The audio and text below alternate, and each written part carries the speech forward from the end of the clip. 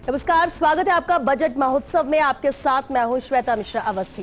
राजस्थान की खनन नीति की देश भर में सराहना और चर्चा होती है। खनिज और माइनर मिनरल के अथाह भंडार हैं। कमाई में खनिज विभाग पहले पायदान पर रहता है। पिछले बजट में खनिज विभाग से जुड़ी कई बड़ी घोषणाएं हुई थी। एक बार फिर केंद्र और राज्य का बजट आने वाला है। ऐसे में खनन सेक्टर से जुड़े लोगों को सरकार से कई उम्मीदें हैं। बजरी से लेकर स्टोन, माइनर मिनरल और मेजर मिनरल उद्योग से जुड़े लोगों को राहत की उम्मीद है। खनन व्यवसाय में कैसे लोगों को ज्यादा से ज्यादा रोजगार मिले, इस पर भी सरकार का फोकस रहता है। ऐसे में इस बार का बजट खास रहने वाला है।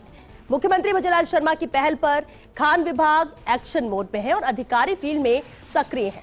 लेकिन बजट से क्या उम्मीद है, बजट महोत्सव में आज बात इसी मुद्दे पर।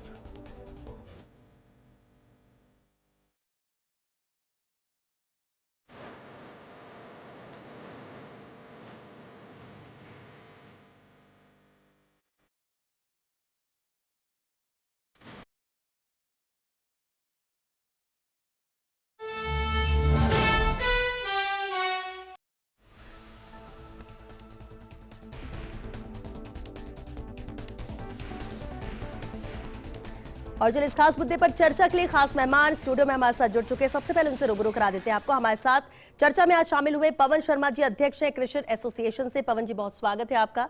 हमारे साथ यहाँ मौजूद है योगेश कटारा जी, अध्यक्ष है लघु एवं मध्यम खान एसोसिएशन से। बहुत स्वागत है योगेश जी आपका।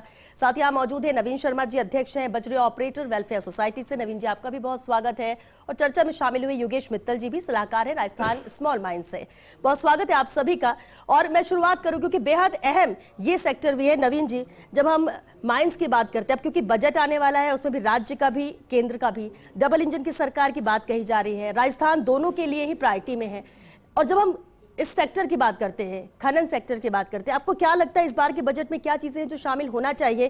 क्योंकि वैसे ही खनन के क्षेत्र में राजस्थान नंबर 1 देश में भी रहा है। अभी उसने कई मिसाल यहाँ पर पेश की हैं। ऐसे में कितनी उम्मीद है कि इस बार के बजट में चीजें बहुत सी हैं जो राजस्थान के फायदे में, राजस्थान के खाते में जा सकती है? देखिए, जहाँ तक आज वर्तमान की स्थिति है, नो डाउट कि राजस्थान में आज जो खनन विभाग है, खनन जो नीतियाँ राजस्थान सरकार की है बहुत अच्छी है और जिसके कारण आज नंबर 1 पे राजस्थान चल रहा है। लेकिन मेरा सोचना है राजस्थान की आज जो खनन नीतियाँ हैं सब कुछ है, बहुत सब कुछ अच्छा है, लेकिन फिर भी आज इंफ्रास्ट्रक्चर में इतनी बहुत कुछ आज कमियां हैं, जिसके कारण मेरा सोचना है कि आज राजस्थान में लगभग आज जो रेवेन्यू कलेक्शन जो खान विभाग का है, ये 60% आज भी इसके अंदर लीकेजिंग है। मतलब जो इनको कलेक्शन हो रहा है वो 40% ही हो रहा है, 60% और इम्प्रूव हो सकता है। बशर्ते आज जो खान विभाग की स्थिति है कि इनके पास मैन पावर्स की कमी है, इनके पास संसाधनों की कमी है।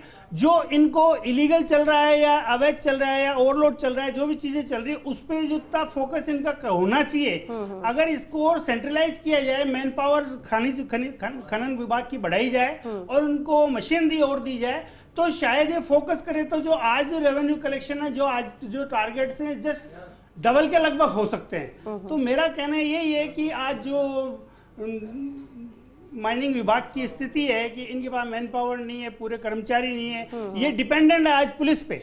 आज इंडिपेंडेंट इनके पास इतनी सब पावर्स नहीं है कि ये जो लीकेजिंग से उसको रोक पा रहे हो। तो पुलिस पर डिपेंड होने के कारण जो इनकी लीकेजिंग से वो प्रॉपर नहीं रुक पा रही है। तो हमारा सरकार से, राज्य सरकार से, केंद्र सरकार से यही उम्मीद है कि इनकी मैन पावर से इनकी मशीनरी बढ़ाई जाए, इनको और सुदृढ़ किया जाए, जिससे कि आज राजस्थान का रेवेन्यू और बढ़े।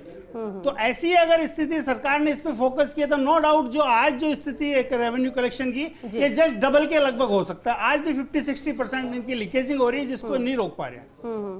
बिल्कुल, तो इस पहलू को लेकर कुछ ना कुछ इस पे फैसले लिए जाने चाहिए, आप ये मानते हैं? बिल्कुल, बेहद अहम पॉइंट आपने जिक्र किया। पवन शर्मा जी, एमसेंट की बात करें, एमसेंट इकाइयों की भी नीलामी की प्रक्रिया शुरू की गई है, इसे कैसे और मजबूत किया जा सकता है? बजट में आपको क्या उम्मीद लग रही है? बजट में उम्मीद लगती है, एमसेंट की जब यूनिट लगती है तो उसमें बहुत सारी फॉर्मेलिटियां पूरी करनी पड़ती है, उसमें थोड़ा लचीलापन आना चाहिए। अभी जैसे एक कन्वर्जन का नियम है कि आप गांव से 1500 मीटर दूर या शहर से 1500 मीटर दूर आप यूनिट लगा सकते हैं। तो एमसेंट की यूनिट को प्रमोट करने के लिए ये जो दूरी का इसमें रिलैक्सेशन ओपनली देना चाहिए।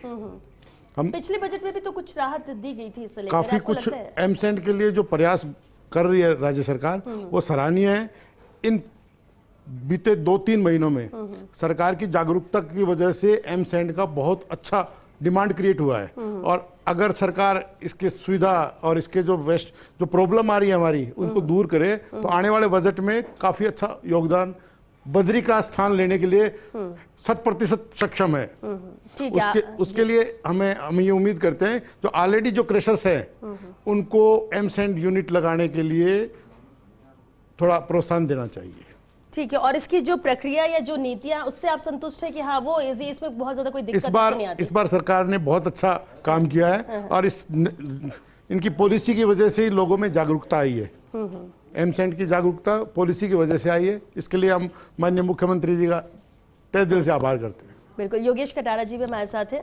योगेश जी, बजट से उम्मीद तो है ही आपको, लेकिन एक अहम सवाल ये भी कि लघु एवं मध्यम खान एसोसिएशन के आप अध्यक्ष हैं, क्या बड़े हम बात करें खानों की या फिर छोटे खानों में दिक्कतें ज्यादा किसमें आती हैं?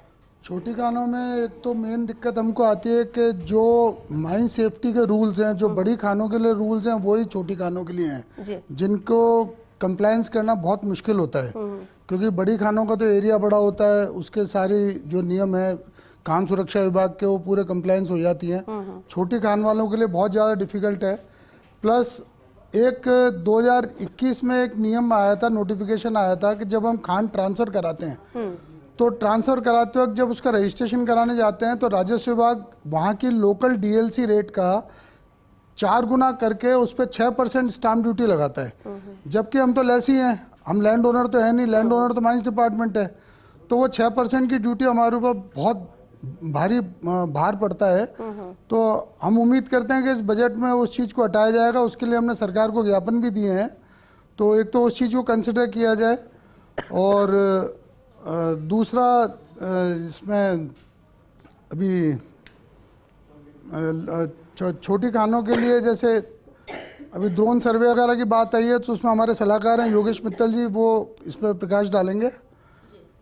तो मेन तो हमारा मुद्दा ये है कि और दूसरा जब ये ड्यूटी को और कम किया जाना चाहिए, खत्म किया जाना चाहिए, क्योंकि हम तो लेसी हैं, हम लोग किराएदार हैं, हम तो रॉयल्टी मतलब पे कर रहे हैं जो मिनरल निकाल रहे हैं, हम लोग उस लैंड के ओनर नहीं है, ओनर तो डिपार्टमेंट ही है। दूसरा एक और मुद्दा है, कई साल पहले एक नियम आया था कि जितने भी मिनरल बेरिंग लैंड है वो खान विभाग के नाम ट्रांसफर होनी चाहिए, जो कि और खानों का अमल दरामद होना था रेवेन्यू रिकॉर्ड में, जो कि आज तक नहीं हो पाया है। तो अगर ये रेवेन्यू जितने मिनरल बेरिंग लैंड है वो अगर खान विभाग के नाम ट्रांसफर हो जाती है तो ये रेवेन्यू डिपार्टमेंट में जाके उसको रजिस्ट्रेशन करने वाला मुद्दा ही खत्म हो जाएगा। तो इस ड्यूटी अपने आप खत्म हो जाएगी। तो हमें उम्मीद करते हैं कि इस बजट में इन चीज़ों को कंसिडर करते हुए ये रिलीफ हमारे को मिलना चाहिए। चलिए ठीक है, अगर इसे शामिल किया जाए तो एक थोड़ी रिलीफ मिल सकती है इस सेक्टर से जुड़े लोगों को, जैसा कि आप उम्मीद करें। योगेश मित्तल सर भी हमारे साथ हैं। योगेश मित्तल जी, क्योंकि सलाहकार भी है आप, एक लंबा एक्सपीरियंस भी है आपका इस सेक्टर को लेकर, सबसे पहले तो बजट पर ही कि उम्मीद जो की जा रही है, क्योंकि ये दूसरा बजट है मौजूदा सरकार का, बहुत ज्यादा प्रेशर नहीं कि हमें बहुत कुछ चीजें हम ऐसे दे दें। फैसले भी पिछली बार भी जो पहला बजट था वो विजनरी फैसले लिए गए थे कि 1 साल में नहीं 5 साल तक में हम क्या बेहतर कर सकते हैं। ऐसे में इस दूसरे बजट से राज्य सरकार की क्या उम्मीद आपको लगती है? केंद्र के बजट से क्या बेहतर हो सकता है?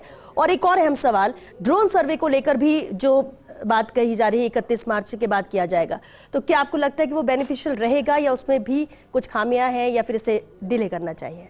मेरा ये मानना है, सबसे पहले तो एक छोटा सा आंकड़ा पेश करता हूं मैं। राजस्थान के अंदर 34,419 खान हैं जो लाइव रिकॉर्ड बताता है।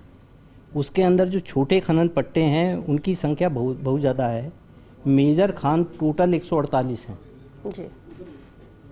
टोटल जो मेजर खाने हैं वो टोटल 148 हैं। इसके अतिरिक्त जो खनन पट्टे हैं छोटे वो 16,817 हैं और क्वेरी लाइसेंसेज इसके अंदर में 17,454 हैं।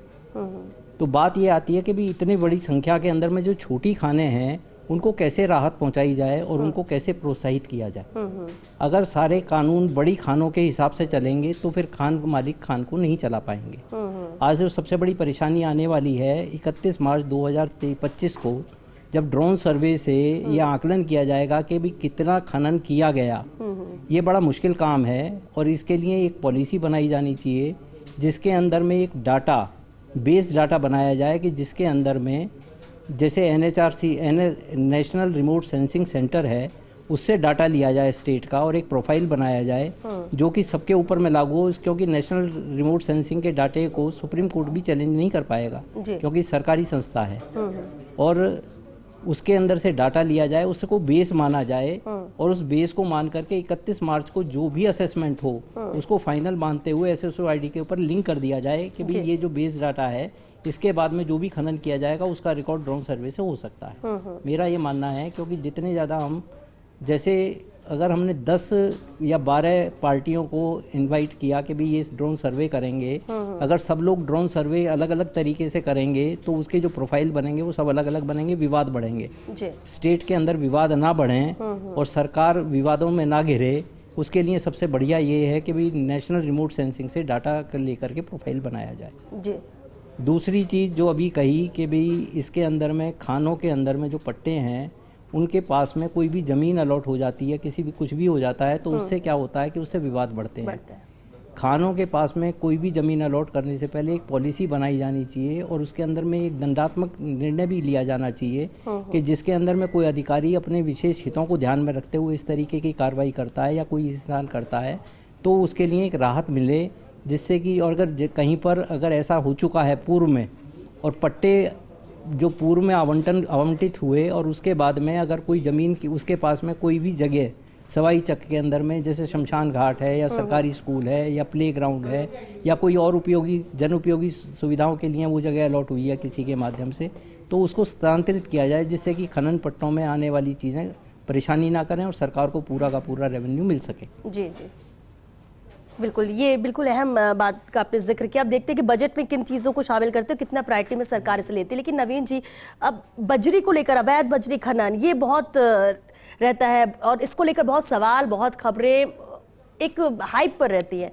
इसको आपको नहीं लगता कि इस पर भी, क्योंकि सरकार तो इसे लेकर सख्त है, सरकार इस पर एक्शन भी ले रही है, एक्शन नजर भी आ रहा है जो कार्रवाई की जा रही है, क्योंकि उससे आप जुड़े हुए हैं, इसलिए मेरा सवाल है कि क्या वाकई में इसमें लगाम लगाई जा सकती है या मुश्किल है? देखिए, समय समय पे हमने सरकार को कई मर्तबा हमने हमारे सबमिशंस दिए, बताने की कोशिश की है। सरकार प्रयास कर रही है, लेकिन प्रयास को सार्थक तब होगा वो प्रयास जब प्रयास पिट पॉइंट पे किया जाए। सरकार ने क्या है कि आज पूरा अवैध खनन को रोकने के लिए पुलिस पे निर्भर है और पुलिस ने ऐसा सिस्टम बना रखा है कि आपको मैं बताऊं कि पुलिस की स्थिति ये है कि आज पूरे राजस्थान के अंदर 2 से 2,500 truck per day illegal mining के निकल रहे हैं और आज कार्रवाई के नाम पे मुश्किल से बेमुश्किल 20 ट्रक या 25 ट्रक पूरे राजस्थान में कार्रवाई नहीं होती और कार्रवाई करते हैं तो खाली ऐसे लोगों पे करते हैं। ट्रकों पे कार्रवाई करने से क्या होगा? ये पिट पॉइंट पे क्यों नहीं जाते हैं? पिट पॉइंट पे जहां से माइनिंग हो रही है, ये सपोलों को मार रहे, चोर को क्यों नहीं मार रहे, सांप की माँ को क्यों नहीं मार रहे हैं, जो ये सपोले पैदा ही नहीं हो। आप जहां पे आपको सेंट्रलाइज फोकस होना चाहिए, वहां तो पॉलिटिकल इंटरफेरेंस के कारण आप वहां उनको छेड़ते ही नहीं हो। जो चोरी कर रहा है, जो इलीगल एक्सिबिशन कर रहा है, वहां फोकस ही नहीं करते हो। नाम मात्र के आप 5-10 ट्रक पूरे राजस्थान में पकड़ के 2-2,500 ट्रक पर डे निकलवा रहे हो। इनका प्रशासन जो निकलवा रहा है, पुलिस प्रशासन की मिलीभगत से सब निकल रहा है। तो सरकार को चाहिए वहां फोकस करे। आप मान के चलो, नदी के पिट पॉइंट्स पे आज देखो, आज टोंक में 20 जगह से बजरी निकल रही है इलीगल, तो आप 20 जगह को फोकस करो ना। आप वहां से जो 1,000 ट्रक निकल के आ रहे हैं, 600 ट्रक निकल के आ रहे हैं, आप उनमें 20 ट्रकों को पकड़ के कार्रवाई कर देते हो और कहते हो आज। तो आप ये कह रहे हैं कि एक्शन भी हो रहा है लेकिन खाना पूर्ति हो रही है? खाना पूर्ति हो रही है। वो खाली एक दिखावा मात्र है। इलीगल को रोकना नहीं लग पा रहा कि इलीगल को रोकना ये रेवेन्यू कलेक्शन का जरिया मात्र लग रहा है या यूं लग रहा है कि एक फॉर्मेलिटी पब्लिक पब्लिसिटी। बड़ा सवाल आप इस पर उठा रहे योगेश जी, क्या आप भी इत्तेफाक रखेंगे? बिल्कुल, मैं इत्तेफाक रखता हूँ। ये स्थिति हमारे चैजा पत्थर खनन में है कि रास्ते में गाड़ी और ट्रैक्टर को पकड़ के खाना पूर्ति कर दी जाती है, जबकि सोर्स पे कभी भी अटैक नहीं किया जाता। सोर्स को अगर बंद कराया जाए जहाँ इलीगल माइनिंग हो रही है, तब ये जाके अवैध खनन रुकेगा। अदरवाइज ट्रैक्टर और रास्ते में ट्रकों को पकड़ने से अवैध खनन नहीं रुकने वाला। मैं एक चीज और बोलना चाह रहा हूँ कि खाना पूर्ति का अब ये सबसे बड़ा एग्जाम्पल देखो आप कि क्या कर रहे हैं। खाना पूर्ति एक ट्रांजिट पीरियड होता है। टोंक से जयपुर पहुंचने के लिए बजरी को टाइम चाहिए 7 घंटे। यहाँ Jaipur for open mandi sale के लिए बजरी लिख के आ रही है उसके रवन्ने के अंदर कि ओपन मंडी सेल। जयपुर पहुंचने का टाइम जैसे वहां सुबह 10 बजे चली, यहाँ 4 बजे पहुंचने का टाइम है। गाड़ी यहाँ 3 बजे आके खड़ी हो गई है। अब ओपन मंडी में वो खड़ी है सेल के लिए, कस्टमर नहीं आया तो रात को 9 बजे जाके पुलिस जाती है, उसको पकड़ के लाती है, या तो पैसे दे नहीं तो चल और थाने में ले जा करके फिर माइनिंग विभाग लिखा सकता है वैध रवाना नहीं पाया गया। अरे ये क्या हुआ, 50,000 रुपए की बजरी लेके आया आदमी, कस्टमर नहीं आया तो क्या रोड पर डोल देगा उसको? तो मतलब ऐसे आदमियों को, ऐसे ट्रकों को तो पकड़ के कार्रवाई कर रहे हैं जो बेचारे लीगल लेके आ रहे हैं, और जो इलीगल है उनको कोई टच नहीं कर रहा है। और हम तो कहते हैं पिट पॉइंट पे क्यों नहीं कर रहे हो आप कार्रवाई? पिट पॉइंट पे पॉलिटिकल संरक्षण मिला हुआ है, वहां की फिक्स इनकम्स हैं, उनको तो छेड़ते नहीं है। तो इस तरीके से फॉर्मेलिटी करने ये ठीक है, अगर इसमें सच्चाई तो ये बड़ा आरोप भी है, लेकिन सच्चाई उस पर एक्शन होता है नहीं, ये भी योगेश जी कुछ कहना चाहते हैं मित्तल सर। मैं ये कहना चाहता हूँ कि जितनी भी इलीगल माइनिंग हो रही है, अगर वो जैसे अभी योगेश जी ने जैसे बोला कि माइनिंग के अंदर में उन जगह को पहले तो चिन्हित किया जाए कहाँ से इलीगल माइनिंग हो रही है चीज़ा पत्थर की। उसको दूसरा तरीका क्या है कि जहाँ पर भी माइनिंग हो रही है उन जगह को पहले ही या तो फॉरेस्ट को ट्रांसफ़र कर दें या उसके अंदर में किसी तरीके का बैन करें। तो ज़रूरी है कि भी उस जगह को वहाँ से निकाल कर जो जहाँ पर इलीगल माइनिंग हो रही है उसको वन क्षेत्र में घोषित कर दें और रास्ते काट दिए जाएं, तो उससे ये काम रुकेगा। ठीक है, इस तरह से इसे रोकने की कोशिश की जा सकती है अगर। हाँ पवन जी, इलीगल माइनिंग जिस तरह गवर्नमेंट ठेके देती है लीगल माइनिंग का रॉयल्टी कलेक्शन करने का, मैं तो ये कहता हूँ कि इलीगल माइनिंग को रोकने के लिए ठेका छोड़ना चाहिए। सरकार प्राइवेट सेक्टर को इसको दे ताकि वो माइनिंग इलीगल माइनिंग रोक पाएगी। और निश्चित रूप से अगर ये जब रॉयल्टी कलेक्शन का जो लीगल रॉयल्टी कलेक्शन का ठेका देते हैं उसकी बजाय इलीगल माइनिंग को रोकने के लिए ठेका दिया जाना चाहिए। और अगर इस तरह से अगर गवर्नमेंट आती है तो रेवेन्यू में भी ज़बरदस्त इजाफा होगा और ये सरकार के ऊपर जो एक आरोप लग रहा है वो उससे भी मुक्ति मिलेगी। लेकिन अगर ये बार बार कहा जाता है कि बिना संरक्षण के तो ये हो ही नहीं सकता, तो क्या आपको लगता है नीयत नहीं है इसे रोकने की?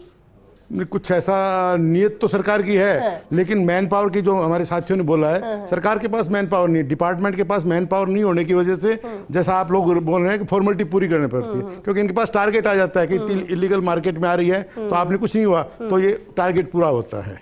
ठीक है, अगर इलीगल की ठेकेदारी शुरू हो जाए, रॉयल्टी के जैसे कलेक्शन का जो ठेका होता है उसी तरह से इलीगल रोकने के लिए ठेका हो जाएगा तो इसमें काफी हद तक इसमें सफलता मिलेगी। चलिए ठीक है, मैं पवन जी की बात को आगे बढ़ाऊंगा कि जब सरकार हर चीज ऑनलाइन चल रही है, हमारे ऑनलाइन रवाना निकल रहे हैं, सब कुछ हो रहा है, तो रॉयल्टी ठेकेदार की जरूरत कहाँ है?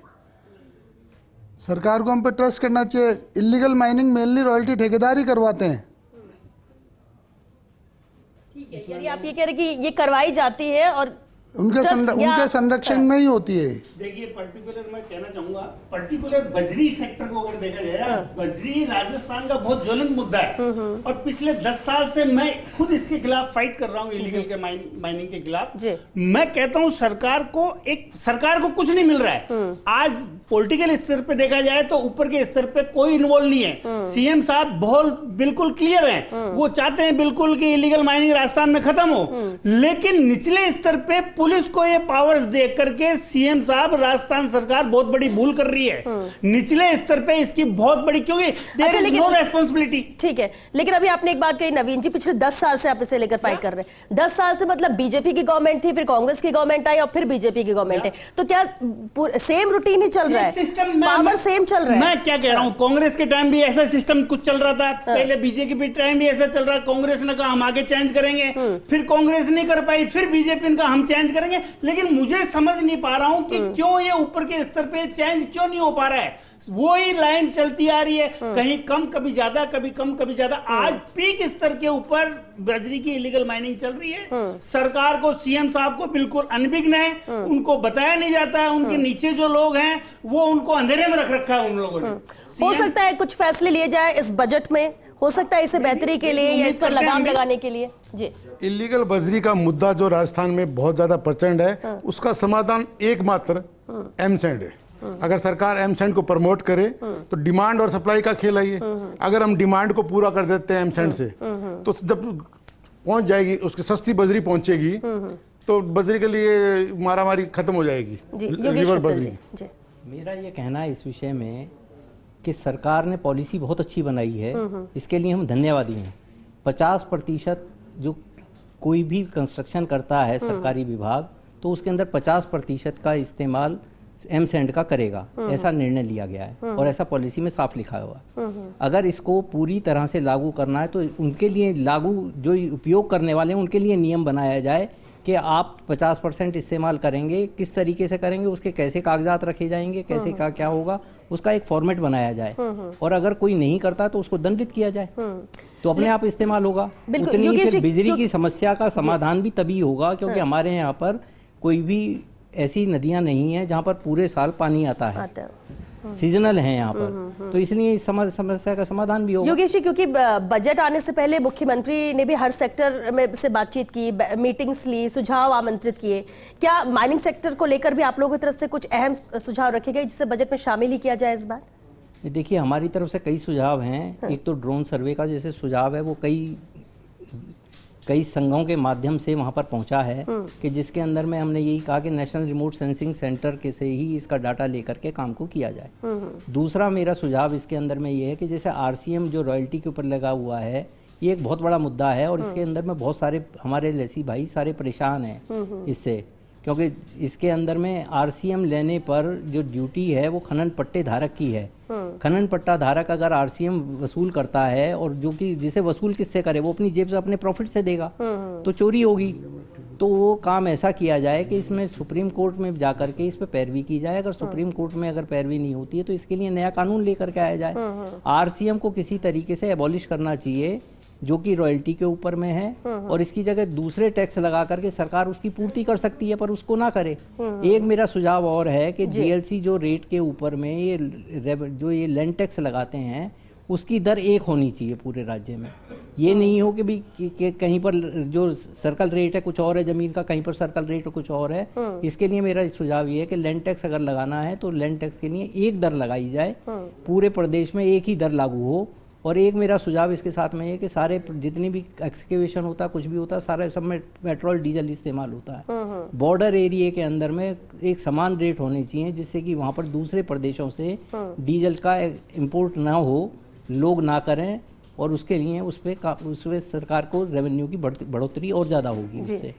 बिल्कुल। नवीन जी, क्या ये संभव है कि लैंड टैक्स को सिमिलर कर दिया जाए अगर सरकार चाहे तो, या इससे राहत मिलेगी? देखिए, इसके खिलाफ भी कुछ हो सकते हैं। बहुत अच्छा इशू है ये। और इसको अगर जैसा बता रहे हैं ये, तो ये सिमिलर अगर किया जाए तो इससे बहुत राहत, नो डाउट कि इससे राहत तो मिलेगी। मेरा सोचना है इससे राहत तो मिलेगी। आपका सही है सुझाव जी। और बजट में आपकी तरफ से आपको क्या कहना चाहिए, क्योंकि हम बिंदुओं की बात कर रहे हैं, क्या चीजें शामिल की जानी चाहिए? क्योंकि ऐसे तो डिमांड तो बहुत कुछ है, हर कोई चाहता है कि सब कुछ मिल जाए, वो संभव नहीं है, लेकिन कुछ चीजें जो इस बार बजट में दिया जाना चाहिए राहत के लिहाज से।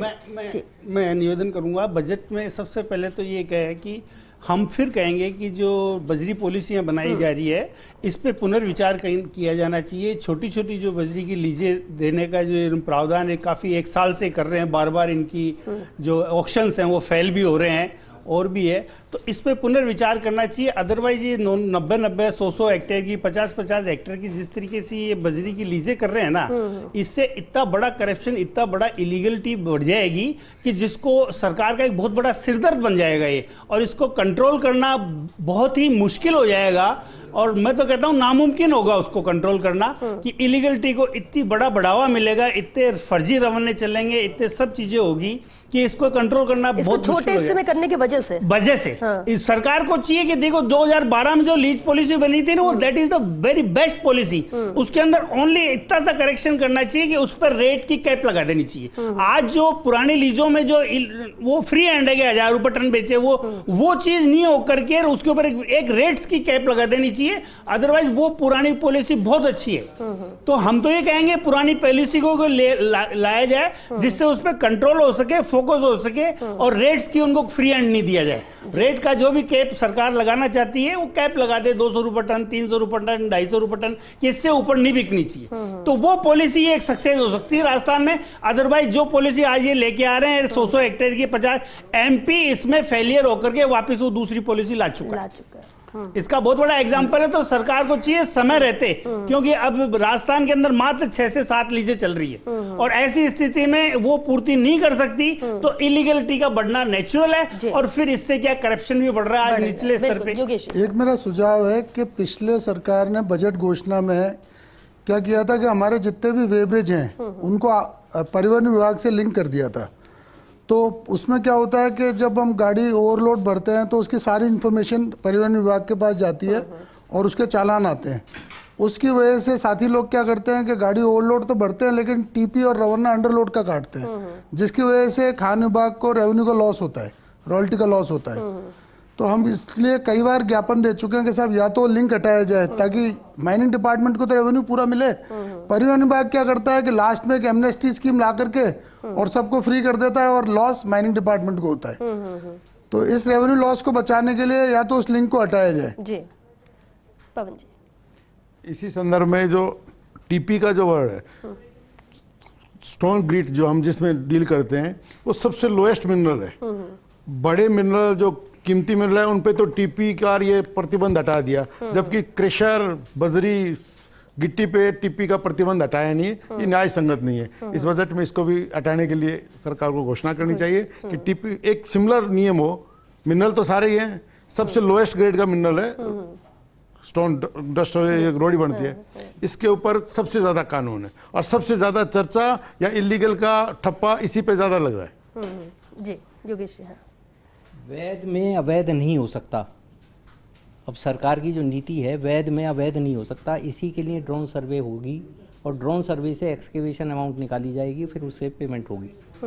तो अब क्या हो गया कि पहले असेसमेंट होती थी, अफसर करते थे, ऑनलाइन रवाना आया, अब ये ऑनलाइन ही सिर्फ सर्वे होगी और बेस डाटा तैयार कर दिया जाए। मेरा सिर्फ यही सुझाव है कि बेस डाटा तैयार किया जाए और फिर सरकार जब सालाना या 6 महीने के अंदर में ड्रोन सर्वे से उसका आकलन करेगी तो चोरी वैसे ही बंद हो जाएगी। इलीगल चाहे कोई ओवरलोड कर रहा है या कुछ भी कर रहा है, रवाना कम काट रहा, पर पेमेंट तो उसे करनी पड़ेगी ना। जब कैलकुलेशन बेसिस के ऊपर में काम होगा तो पेमेंट तो उसे करनी पड़ेगी, तो सरकार को नुकसान बंद हो जाएगा। पर बेस डाटा तैयार कर लिया जाए, डिस्प्यूट्स को ना बढ़ाया जाए। लेकिन ठीक है, आप कह रहे हैं कि बेस डाटा तैयार होना चाहिए, इसके बाद इसको इसी पड़े, लेकिन सरकार की तैयारी किस लेवल की है इसे करने को? मेरा ये कहना है कि नेशनल रिमोट सेंसिंग सेंटर है, सरकार का ही है, सेंट्रल गवर्नमेंट का है, उससे डाटा ले लिया जाए, उससे प्रोफाइल बना करके, पूरे स्टेट का एक प्रोफाइल बना करके उसको ही ऑनलाइन कर दिया जाए कि भाई आपका जो भी एक्सकेवेशन 31 मार्च तक हो गया, उसका बेस डाटा ये है, इसके बाद में जो भी खुदाई होगी, जो भी एक्सकेवेशन होगा, उसके पैसे लिए जाएंगे। उसकी कैलकुलेशन फिर पर्सनल फिर ड्रोन से हो सकती है, फिर ड्रोन से हो सकती है। और फिर सालाना भी एक बार डाटा अगर एनआरसीसी से और ले लिया जाए और उसका डिफरेंस निकाल लिया जाए पर हर एक माइन का, तो उससे भी हो जाएगा काम। लेकिन योगेश जी, एक और अहम बात है, जो पिछला बजट आया था माइनिंग को लेकर जो भी ऐलान किया गया, आपको लगता है कि उस पर काम किया जा रहा है या इस लिहाज से नजर आता है कि सरकार की मोदी सरकार बहुत अच्छा काम कर रही है, हमारे भजन लाल जी बहुत अच्छा काम कर रहे हैं, इसमें कोई दो राय नहीं है। लोगों को विश्वास में लेकर के काम कर रहे हैं, आम जनता से जुड़े हुए हैं, इसमें कोई दो राय नहीं है। परंतु साथ में क्या है कि जो ऑफिसर हैं वो सही राय दें, जिससे कि लीगलिटी के केसेस ना बढ़ें। इलीगल माइनिंग हो रही है, ये मानते हैं सब लोग, पर इलीगल को रोकने के लिए ये कदम उठा रही है सरकार। बहुत अच्छा कदम है कि ड्रोन सर्वे से किया जाए, परंतु उसका जो बेसिक डाटा है वो सारे कॉन्फ्लिक्ट बढ़ाएगा। वो कॉन्फ्लिक्ट ना बढ़ें, उसके लिए बेस डाटा तैयार करके इस काम को किया जाए, बिल्कुल पक्ष में जाएगा। इससे सारे लोग परेशान भी नहीं होंगे। क्योंकि वक्त खत्म हो रहा है, एक फाइनल कमेंट चाहेंगे आपसे बजट को। देखिए, सरकार बहुत अच्छा काम कर रही है, नो डाउट। भजन लाल जी का बहुत अच्छा काम है, माननीय मोदी जी का जो टारगेट्स हैं इनके बहुत अच्छे हैं, इनके सोच बहुत अच्छी है। और विशेष तौर पे इलीगल को लेके, बजरी को लेके जो कार्रवाइयाँ, मैं तो कहता हूँ बजरी ने क्या है, पिछले 3 सरकारों से हम देख रहे हैं, कांग्रेस, पहले बीजेपी, फिर कांग्रेस, फिर बीजेपी, लेकिन ये क्यों कंट्रोल नहीं हो पा रहा है, इस पे फोकस क्यों नहीं किया जाता।